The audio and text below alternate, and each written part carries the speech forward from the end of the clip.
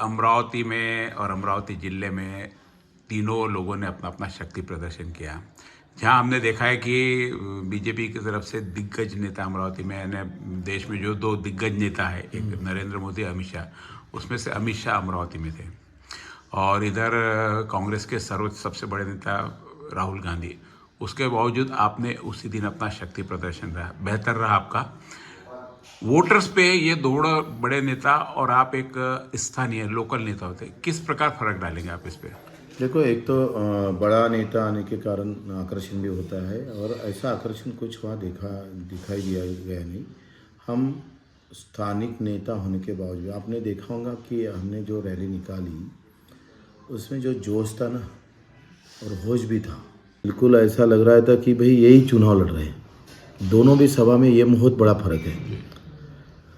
कांग्रेस का रहे तुम बीजेपी का, दोनों पे ही देखो, इतना बड़ा नेता होने के बावजूद भी जो उत्साह होना था वो दोनों भी सभा में देखा नहीं। अभी अचलपुर में जो कांग्रेस की सभा हुई वहाँ एमपी के लोग थे, कुछ अकोला के भी थे, बाहर के ज़िले के भी थे, और हमारे जो रैली में थे वो प्रॉपर वोटर थे, मतदार थे, जो एक एक मतदार 100 के बराबर था।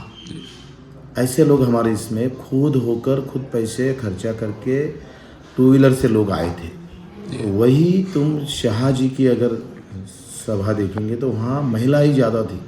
यानी ये तुम थोड़ा गौर करो इस पर कि वहाँ महिला ज़्यादा थी, और वो ज़्यादातर बचत गट के इसमें और कोई अलग हेतु से आए थे। और बहुत सारा महिला ने ये भी बताया कि मुझे 300 रुपये मिले।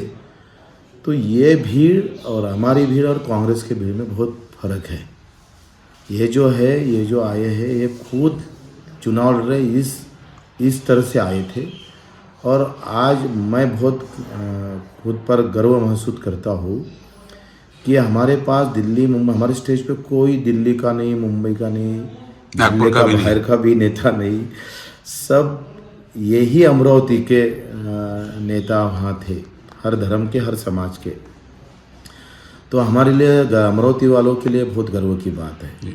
अगर राष्ट्रीय नेता होने के बावजूद भी अगर अमरावती का नेता उभर कर आता है तो शान, आन बान शान तो अमरावतीकर वालों की बढ़ जाती है। तो यही तो देखना है कि एक तरफ राष्ट्रीय नेताओं को टक्कर देने की ताकत अमरावतीकर अगर रखते हैं तो क्यों ना उनके साथ खड़े हो। राष्ट्रीय लोग आके कुछ लालच प्रलोभन देके जाते हैं, इस लालच का, प्रलोभन का क्या लास्ट डे में, अंतिम समय में फर्क पड़ता है? जैसे आज बता रहे कि लोग कत्ल की रात बोलते, सारे रात पैसा बटेगा भी, और सारा प्रशासन भी देखेगा। तो क्या इन चीज़ों का वोटर्स पे फर्क पड़ेगा? पैसे बांटने वाला कोई ईमानदारी से कमाता नहीं, वो बेईमानी कर रहता है। तो मेरे को लगता है मतदाताओं ने ईमानदारी के साथ व्यवहार करने की ज़रूरत नहीं है। बेईमानी के साथ बेईमानी की तरह रहो। पैसा वाले अगर पैसा लेकर चुनाव जीतने चाहते तो ये बहुत बड़ा लोकतंत्र का खून है, और हम उस खून के भागीदार ना बने। आपकी किससे लगती है स्पर्धा, किससे होगी? बीजेपी से है या कांग्रेस से है? मुझे लगता है बीजेपी तो बहुत पीछे चली गई है। आपको पता है कि गुड़े जब खड़े थे और मैं खड़ा था तो गुड़े फर्स्ट में आया था और मैं 5-7 हज़ार से ऑटो से गिरा था, और सेकंड पे मैं था, और थर्ड में रासू जी गवई थे। अब गुड़े भी खासदार थे खुद होकर, और उनका भी अपना बैकग्राउंड था। तो भी मैंने टाइम पर, बहुत कम समय पर मैंने जीत के पास में गया था। अभी व्यवस्था क्या है, गुड़े फर्स्ट, सेकंड में, थर्ड रासू जी गवई और रफीक सेठ। तो समीकरण रफीक सेठ ने सब बेकार किए थे जी। और रफीक सेठ अभी आपके साथ है? रफीक सेठ भाई हमारे साथ है। उस टाइम 20% वोट मुस्लिम के मुझे मिल जाते थे तो मैं अच्छे वोटों से जीत जाता था। रासू जी गवई तीसरे नंबर पे थे, 30,000 से पीछे थे। उसी तरह ये चुनाव है, ये गणित का रहा है। अभी ये जो रात है ये गणितों की है, ये माहौल की ख़त्म हो गई। माहौल तो हमने सबसे ज़्यादा निर्माण किया है। तो गुड़े के जगह नवनीत जी राणा है, सेकंड मैं जहाँ था वहाँ दिनेश बुब है। आपकी स्थिति वही है अभी? हाँ, बालवंत वानखड़े के जगह रासू जी गवई है।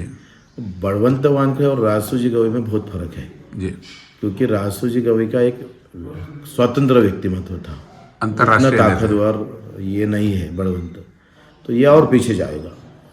और सेकंड पे जो मैं हूँ उसमें अगर आज मुस्लिम लोगों का निर्णय अगर मजबूती से हुआ तो मैं बोलता हूँ दिनेश बुक को कोई हरा नहीं सकता। जी। ये स्थिति में चुनाव है।